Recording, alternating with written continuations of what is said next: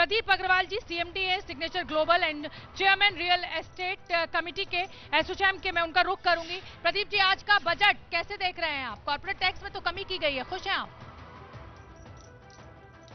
देखिए, आज का बजट मुझे लगता है एक ऐसे लोगों के लिए जो अपना घर लेना चाहते हैं, उन लोगों के लिए मुस्कान का दिन है। क्योंकि प्रधानमंत्री आवास योजना के अंतर्गत लगभग 48,000 करोड़ रुपए का एलोकेशन किया गया है। रियल एस्टेट के लिए एक ये बूस्टर डोज है। अगर आप देखें 80 लाख से ज्यादा घरों का निर्माण इसके तहत होना है। तो आज जब रोटी, कपड़ा और मकान की जब हम बात करते हैं, तो सबसे अहम हिस्सा उसमें मकान है और इस बजट में उसे कहीं ना कहीं एड्रेस किया गया है। और दूसरा, रोड एंड इंफ्रास्ट्रक्चर पर जो पैसा खर्चा गया है, उससे आने वाले वक्त में रियल एस्टेट में एक बूस्ट नजर आएगा। तो मुझे लगता है मैं इस बजट से बहुत खुश हूं as a real estate sector. लेकिन कुछ ऐसी चीजें और थी जो रियल एस्टेट सेक्टर को दी जा सकती थी, मुझे लगता है वो कहीं ना कहीं थोड़ी मिसिंग है।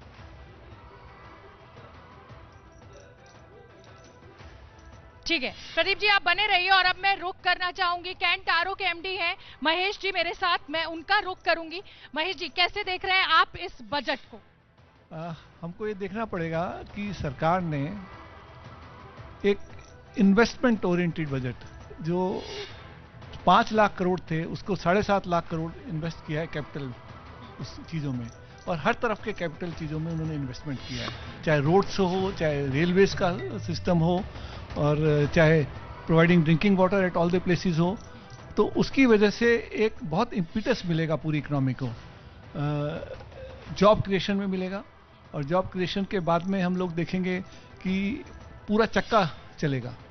और इकोनॉमी का अगर चक्का चलता है, हम समझते हैं कि अगर डिमांड क्रिएट होती है तो एमएसएमई भी प्रॉस्पर करती है उसमें, क्योंकि जॉब आने से लोगों के हाथ में पैसा जाता है, लोगों के हाथ में पैसा जाएगा तो everybody is going to benefit over a long period of time, may not be immediately tomorrow but over a period of time।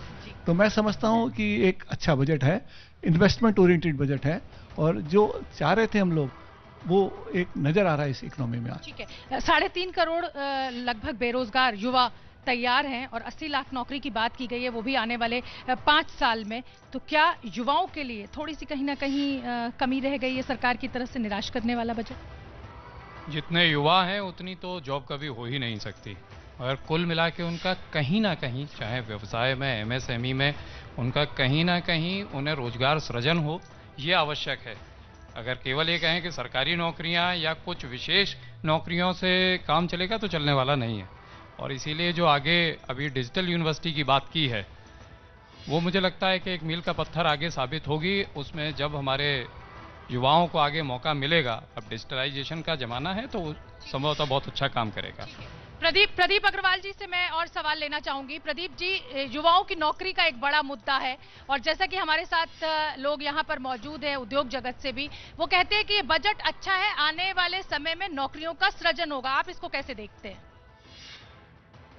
बिल्कुल, रोजगार के बहुत सारे अवसर इसमें पैदा होने वाले हैं।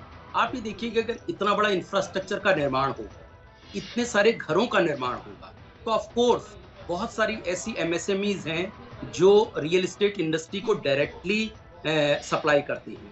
तो ऐसे में एक रोजगार का बहुत बड़ा अवसर वहां पर पैदा होगा। मुझे लगता है कि इस बजट को एक दूरदर्शी न्यू इंडिया के एंगल से देखना चाहिए, क्योंकि हो सकता है कि इमीडिएट इसके शायद रिजल्ट कुछ दिखाई ना दे, लेकिन आने वाले वक्त में मुझे लगता है जो न्यू इंडिया है वो इसी बजट से निकलने वाला है।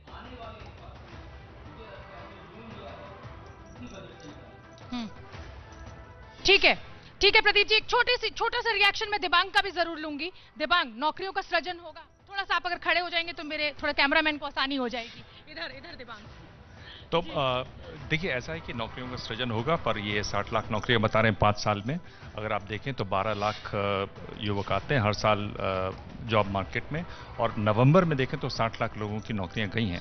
तो आप कोशिश तो जरूर कर रहे हैं, लेकिन कोशिश थोड़ी पुख्ता होती तो और उसमें और थोड़ा आनंद आता, युवाओं को थोड़ा और आनंद आता। मैं एक बार फिर कैंट टारो के एमडी मेरे साथ जुड़े हुए हैं महेश जी, उनका मैं रुख करना चाहूंगी। और महेश जी, क्रिप्टो करेंसी ये कहा जा रहा है है डिजिटल करेंसी, ये एक गेम चेंजर साबित होगी इस बजट के जरिए जो घोषणा की गई है, आपको क्या लगता है? देखिए, सरकार क्रिप्टो करेंसी पे क्या रुख अपनाएगी वो अभी नहीं उन्होंने क्लियर किया है। हालांकि बोला है कि डिजिटल आपके पास कोई वैल्यू होगी तो उसके ऊपर टैक्स देना पड़ेगा आपको, ट्रांजैक्शन होगा तो, बट डिजिटल इंडियन रुपी आएगा जरूर। अब डिजिटल इंडियन रुपी को माइनिंग अगर अलाउ करते हैं डिजिटल इंडियन रुपी की, तो ये गेम चेंजर हो सकता है, क्योंकि क्रिप्टो करेंसी की जो वैल्यू बनती है एक limited amount of crypto currency बन सकती है, लेकिन जब आप माइनिंग करने जाते हैं तो उसको माइनिंग करके अगर आपके पास क्रिप्टो करेंसी बनती है, वही आपकी एक लिमिटेड रिसोर्स रहेगा। जैसे गोल्ड को कहा जाए, पूरे वर्ल्ड में गोल्ड का रिसोर्स लिमिटेड है, उस लिमिटेड रिसोर्स के लिए उसकी वैल्यू रहती है, उसके लिए transaction value. Similar thing remains for any digital currency, कि आप माइनिंग करते जाइए, माइनिंग करके आप उसको वैल्यू करते जाएंगे तो उसकी वैल्यू अप्रिशिएट करेगी।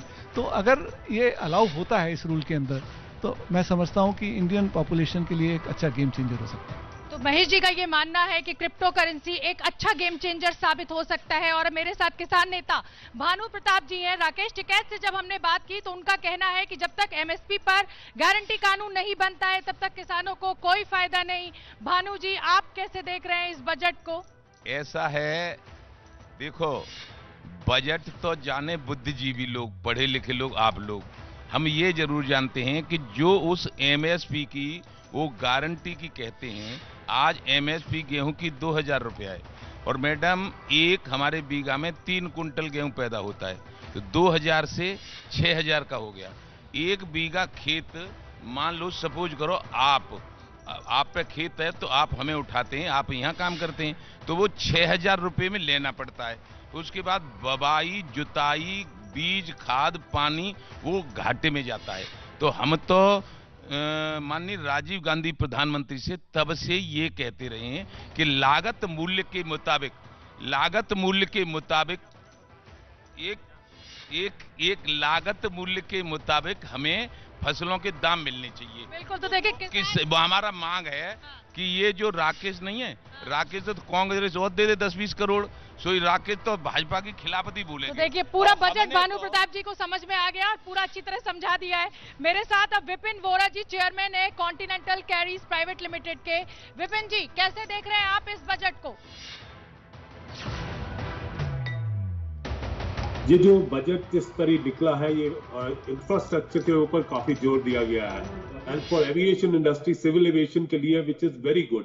बहुत अच्छा बजट है, जिसमें इन्होंने अंदर गति शक्ति के जो 7 सेक्टर को प्रायोरिटी दी गई है, उसमें से एक एयरपोर्ट्स और लॉजिस्टिक सेक्टर को मेन बताया गया है। और इसमें जो चीजें उन्होंने बोली है, जैसे 4 मल्टी मॉडल पार्क्स को बनाने की, और दूसरा 25,000 किलोमीटर रोड्स के ऊपर बनाने की infrastructure in the next 3 years, और जितने 100 नए कार्गो टर्मिनल बनाने की जो बात कही गई है, which is very very good in this budget. और दूसरी एक और स्टार्टअप के लिए जो इसके ड्रोन्स मैन्युफैक्चरिंग के लिए भी कहा गया है, that is also very big, very good thing. तो budget as far as infrastructure के ऊपर कंसर्न है, स्टार्टअप के लिए एक बड़ा गेम चेंजर साबित हो सकता है। संजय जी, पॉलिटिकल एनालिस्ट है, उनका रुख लूंगी। देखिए, विपक्ष कह रहा है कि कुछ खास नहीं है इस बजट। देखिए, मेरे हिसाब से ये बजट तो एवरेज है, क्योंकि कुछ सेगमेंट में बहुत अच्छा हो रहा है, जैसे इंफ्रास्ट्रक्चर हो गया और रियल एस्टेट हो गया, उनके लिए अच्छा है, लेकिन आम जनता के लिए अच्छा नहीं है, क्योंकि वो एक्सपेक्टेशन थी कुछ रिबेट मिलेगा उनको, जो नहीं मिला है। तो ओवरऑल अगर मैं देखेंगे तो मैं एवरेज इसको बजट बोलता हूँ। ठीक है। कमल बाली हमारे साथ प्रेसिडेंट एंड एमडी है वोल्वो ग्रुप के। कमल जी, बताइए कैसा लगा आपको ये बजट? कुछ लोगों का कहना है कि बहुत ही एवरेज बजट है ये, आप इसको कैसे देख रहे हैं? आई थिंक ये बजट बहुत ही सेंसिबल बजट है, बड़ा विजनरी बजट है।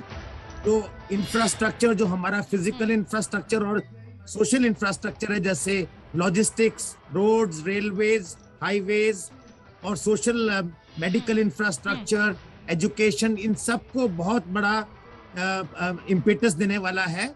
7.5 लाख करोड़ इन्वेस्टमेंट हो रहा है इंफ्रास्ट्रक्चर सेक्टर में, जो सोशल और फिजिकल इंफ्रा, जो आज तक कभी नहीं हुआ। तो ये सबसे बड़ा इन्वेस्टमेंट हो रहा है।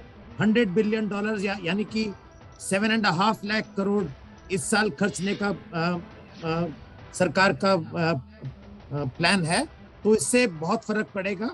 इससे स्टेट ऑफ हेल्थ, एजुकेशन और जो हमारे 112 पिछड़े हुए डिस्ट्रिक्ट्स हैं उनके लिए बहुत बेनिफिट होने वाला है। दूसरा, जो लॉजिस्टिक्स में जो इम्प्रूवमेंट आएगी इसके कारण, जैसे अच्छी सड़कों के कारण, अच्छे पोर्ट्स के कारण, उससे जो इन्फ्लेशनरी ट्रेंड हैं वो कम होंगे, क्योंकि उसमें स्ट्रक्चरली इन्फ्लेशन कम होने के ज्यादा चांसेस हैं इसके कारण।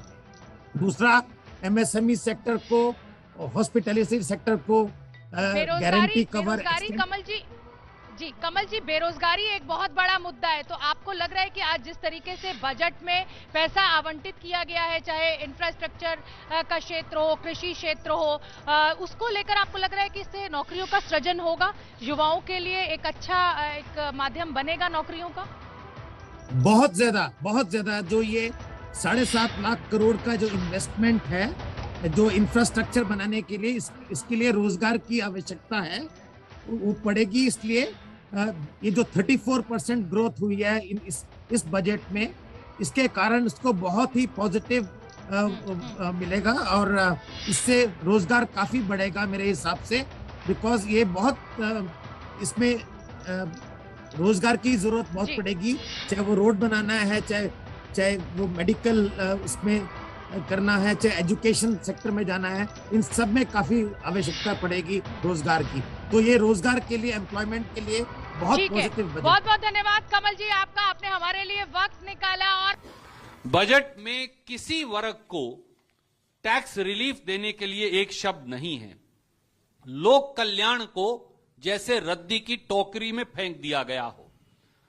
मैं खास तौर से चिदम्बरम साहब ने आपका ध्यान आकर्षित किया कि हर प्रकार की राहत और मदद यानी सब्सिडी में कटौती की गई।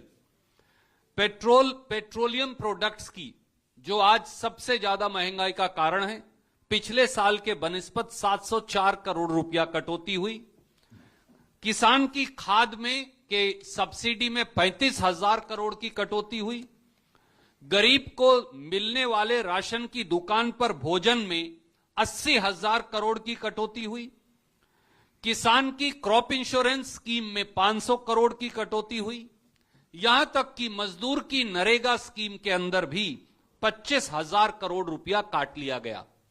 27% इस देश में गरीब, साधारण और मध्यम वर्ग को मिलने वाली राहत में कटौती की गई, जो अपने आप में एक निर्दयी पूर्ण निर्णय है। शायद पूंजीवादी और पूंजीपति जो इस सरकार के मित्र हैं वो तो माफ कर दें, पर इस देश का गरीब और मध्यम वर्ग भारतीय जनता पार्टी की इस मोदी सरकार को कभी माफ नहीं करेगा। बजाय इसके कि गरीबों को राहत दी जाए, बजाय इसके कि बहुत अमीर 142 लोग जो हैं, जिनकी पूंजी 23,14,000 करोड़ से बढ़कर।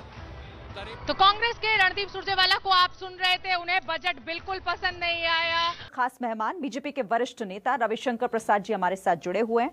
बहुत स्वागत है रविशंकर जी आपका एबीपी न्यूज पर। सबसे पहले मैं आपसे समझना चाहूंगी कि ये बजट आपको कैसा लगा और आप कितने नंबर देंगे? देखिए, 2-3 बातें समझिए। भारत के आजादी के 75 साल हो गए, अब हमको 100 साल के पूरा चिंतन करते हुए बजट है कि भारत को हमको 9.2% ग्रोथ ले जाना है। इसके लिए पूरे बिंदु को चिन्हित किया गया है कि हमें इन 6-7 बिंदुओं के अनुसार आगे बढ़ना है, जिसमें लॉजिस्टिक है, जिसमें इंफ्रास्ट्रक्चर है, जिसमें रेलवे है, जिसमें टेक्नोलॉजी है, जिसमें ग्रीन जलवायु प्रबंधन है। ये सारी चीज़ें का इसमें बहुत बड़ा समावेश है। आपको मैं इसकी 2-3 प्रमुख बातें अगर आपको बता दूं, तो आप ये देखिए कि ये जो वित्त मंत्री ने हाईलाइट किया, बहुत बड़ी बात है कि प्रोडक्शन लिंक इंसेंटिव में अभी तक हम, आप देख लीजिए कि हमने 14 सेक्टर में 60 लाख नए जॉब को प्रस्तावित किया है। और देखिए, ये कोई ऐसी बात नहीं है, हमने देश का आईटी इलेक्ट्रॉनिक विभाग संभाला है। जो राष्ट्रपति जी ने कहा था, 2 मोबाइल फैक्ट्री से भारत दुनिया की 2nd biggest mobile manufacturing factory बन गई, मैन्युफैक्चरिंग सेंटर बन गया 2nd जगह पर। लगभग 5 लाख लोगों को सिर्फ मोबाइल मैन्युफैक्चरिंग में काम मिला है, तो ये संभावना बहुत है। अब आप देखिए, 2000 किलोमीटर 25,000 किलोमीटर एक्स्ट्रा हाईवे बनेंगे, 400 वंदे भारत स्पेशल ट्रेन्स बनेगी। ये सब चीज़ें आप देख रही हैं, तो किस तरह से लॉजिस्टिक हब बनेगा, जिस तरह से डिजिटल यूनिवर्सिटी की बात की है, जिस तरह आरबीआई के अनुसार डिजिटल करेंसी की बात की गई है, और किसानों को 2,37,000 करोड़ का एमएसपी देने की बात की गई है रबी और खरीफ में। तो ये बहुत बड़ी बात है कि पूरा इसका एक दृष्टिकोण है कि हमें देश को कहां से कहां ले जाना है। आप कह रहे हैं कि और यहां पर मैं आपको एक बात और कहना चाहूंगा, ये सारा ग्रोथ रेट, ये सारा इन्वेस्टमेंट, हाईएस्ट एफडीआई, ये सब आया है जब प्रधानमंत्री की अगुवाई में कोरोना के मैनेजमेंट में आपने ऑक्सीजन एक्सप्रेस देखा, आपने 150 करोड़ लोगों को फ्री वैक्सीन देखा, 91 करोड़ को सिंगल, 66 करोड़ को डबल वैक्सीन लग चुका, आपने मेड इन इंडिया का वैक्सीन देखा, आपने वेंटिलेटर देखा, आपने दर्जनों सेक्टर में इंसेंटिव की व्यवस्था देखी ताकि वो जिंदा रहें, और 80 करोड़ लोगों को 2 साल से गरीब लोगों को हम लोग खाना खिला रहे हैं। आप ही मालूम सर, आप कह रहे हैं इन और सबों के बावजूद इकोनॉमी अगर इस तरह से है जी, हाँ, मैं ये कह रही हूँ सर कि आप ये कह रहे हैं कि ये देश को आगे ले जाने वाला बजट है, सरकार भी यही कह रही है, लेकिन विपक्ष को आपने भी सुना होगा, वो कह रहे हैं कि ये तो एक गीला बम है, ये फुस हो गया है। आप शशि थरूर जी की बात कह रही हैं, बिल्कुल, ये सुबह से उन्हीं का कमेंट चल रहा है। क्या कोई सार्थक आलोचना नहीं हो सकती क्या? शशि थरूर तो लिखने पढ़ने वाले आदमी है ना, तो इस पढ़ करके इस बजट के अंदर की सैद्धांतिक वैचारिक खामियां निकालते तो बात समझ में आती। तो ये फुस हो गया, ये शब्द क्या है? तो मैं आपसे एक ही बात कहूंगा, क्या विपक्ष के लोग और कांग्रेस के लोग बजट का समर्थन करेंगे क्या? बजट के पक्ष में कुछ बोलेंगे क्या? इसलिए वो चर्चा करना बेकार है। मैंने बताया कि इस पूरे इसका दर्शन क्या है, और जो मैं बात आपसे कह रहा था, इस बात को फिर समझिए। इतना अधिक वित्तीय दबाव कोरोना के कारण, वैक्सीन, दवाई, आपके लोगों की चिंता करना, अस्पतालों का विस्तार करना, ऑक्सीजन प्लांट लगाना, मुफ्त भोजन देना गरीबों के लिए, फिर भी किसी के ऊपर कर का बोझ नहीं बढ़ा है। ये देखिए, बहुत बड़ी बात है। तो इस पूरी बात को समझिए, भारत दुनिया की एक बड़ी इकोनॉमी हो गया है, और 9.2% ग्रोथ करके आने वाले 3 साल में हम भारत को दुनिया की एक बहुत बड़ी आर्थिक ताकत सप्लाई चेन के साथ मजबूत करेंगे, गरीबों की चिंता करते हुए। आप सर, मिडिल क्लास की मैं बात करना चाहती हूँ, क्योंकि हम सुबह से बड़ी कवरेज इस बजट पर कर रहे हैं, लेकिन मिडिल क्लास कहीं ना कहीं निराश हुआ है। निराश क्यों हुआ है? वो इसलिए हुआ है क्योंकि वो कहीं ना कहीं उम्मीद कर रहा था कि जो स्लैब है टैक्स का, कर छूट का, वो शायद बढ़ाया जाएगा, उसे लेकर कोई ऐलान नहीं हुआ। आप मुझे ये बताइए कि जब हमारी सरकार आई थी तो मिडिल क्लास के लिए हम उन्हें पूरे टैक्स का प्रबंधन किया कि नहीं किया? इसमें भी जो दिव्यांग बच्चे हैं उनके लिए व्यवस्था है कि नहीं? इसी बजट में इस बात की व्यवस्था है कि नहीं कि अगर भूल से आपने अपनी कोई इनकम छोड़ दी तो आप 2 साल के बाद भी थोड़ा टैक्स दे करके रिटर्न फाइल कर सकते हैं?